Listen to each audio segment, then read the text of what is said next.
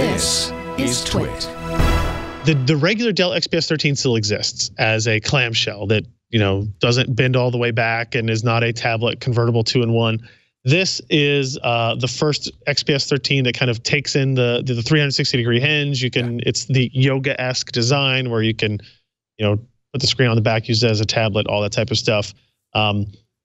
It's still got the InfinityEdge display, which you can see in that photo there, which is really nice. It still has the camera at the bottom, which is not great. And in this case, it's actually in the middle. You can, yes. If you're going to do a call and you don't need to type anything or use a trackpad, then yes, you can tent it and have the camera face forward.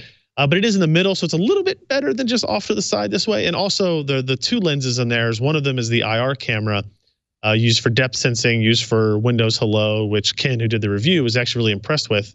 Right. The speed and accuracy and reliability of that login methodology. It's funny, the last couple of days I was using it and kind of messing around with it as I was editing his articles and stuff. And when I went to turn it on, I'd always have to I just go find Ken and I say, Ken, look at this laptop for a second, so that would unlock, right? Rather than go in and change all the security settings. So right. I do wonder about that. Like if you have facial recognition on a phone, if somebody picks up your phone and just points it at your face for a second, and then they have unlocked your phone or whatever. Well, I mean, they've got pointed at your physical face, then they can run away with your unlocked phone. I don't know. It was just interesting. They got to knock you out. Then they got to point the phone at your face. Yeah, or if you're asleep, yes, they can. They can just. I guess they can do that with your fingerprint too if you're asleep. Just a little bit more difficult. The main primary hardware change in here. Oh, go ahead. There we go. Yeah, I was about to say the Core i7 Intel the 7Y75 CPU. Yes, and in fact, the one we had was the Core i5 7Y54. Okay.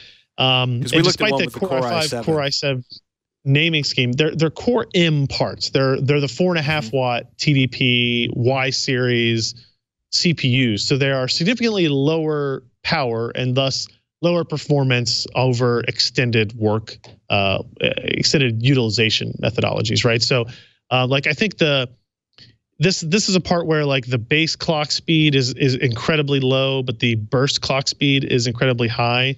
So the Core i5 that we has a base of 1.2, but a max turbo of 3.2. So you're talking about a 2 gigahertz delta between the base and the max turbo. Now the base is the clock speed where it's kind of guaranteed to not go below if you're doing extended workload. But a 1.2 gigahertz processor, dual core, in 2017 is going to be pretty slow. Right. So if you look at our benchmark pages and you look at things like Cinebench, or you look, and you look at anything that runs over a period of time, you're going to see that it's going to score pretty low because of it. But if you go down towards the bottom, you'll see some graphs where we actually recorded the clock speeds of the MateBook, which was last generation's Y series part, and then the XPS 13.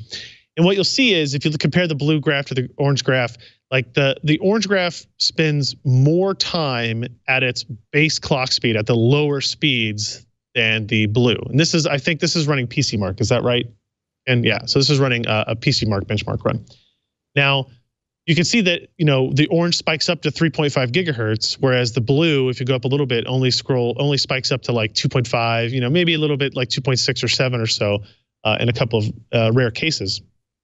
So what you'll find is in using the device for web browsing or anything like that, it doesn't feel slow.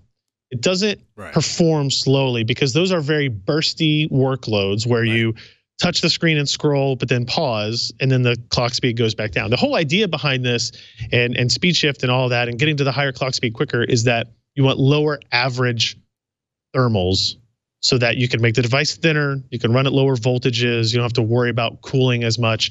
But the expense of that, at the expense of, hey, I have to do the odd video transcode on this machine, right? Or I've got this file on my network, I want to convert it to a file I can put on my iPad. My PC is the best thing to do this. My laptop is now my PC. now you have to do this kind of extended workload, and you can see there that the MacBook Pro and the ThinkPad are doing that at significantly lower times than either of the Core M based or whatever you want to call them now. Yeah, great Y series day-to-day cards. computer. Horrible content creation. Like day-to-day, great. Content creation, not so much. I'll also say that, like, they put a pretty big battery in it, so the battery life is good. The power consumption is low. The hinges add a little bit of weight. They add a little bit of size to it. Not a lot. They did a good job on the engineering side of it. But you can get the non-touch. This starts at $12.99. Starts at $12.99. You can get the normal XPS 13 starting at like $7.99 or $9.99, depending on what capacities and memory and all that stuff you want to get. So it's you're paying a little bit more for a system that I don't think really offers a whole lot. I'm not a user that sees a big benefit in the convertible, like the tablet part of this. The odd case where I'm flying and I want to watch a movie on it or something, and you can flip the keyboard to the base of it and it takes up less space or whatever, that's fine. But the XPS 13 2-in-1, okay, so there's one that starts at $9.99 with that. But you're getting so that's the Core i5s on the two on the left. The Core i7s are the two on the right. Yeah, 4 gigs of memory is what you go down to on that, right? And so 4 gigs of memory in today's age is a little bit minimalistic. 128 gig PCIe SSD. So it's not a bad product at all. I just wasn't wowed by it like I was when I first started playing with the XPS 13s. And I think Dell basically thought that that the Kaby Lake variant was their third iteration of the XPS 13, that they basically hadn't changed from day one. When the Broadwell one hit the scene and kind of wowed everybody immediately, they were trying to do something else. So the 2-in-1 is a good option for it. If you you want a 2-in-1 convertible device, this is a fantastic implementation of it. But I feel like if you just want a laptop, I would look at the regular XPS 13 using the faster processors at lower prices before I really look at these.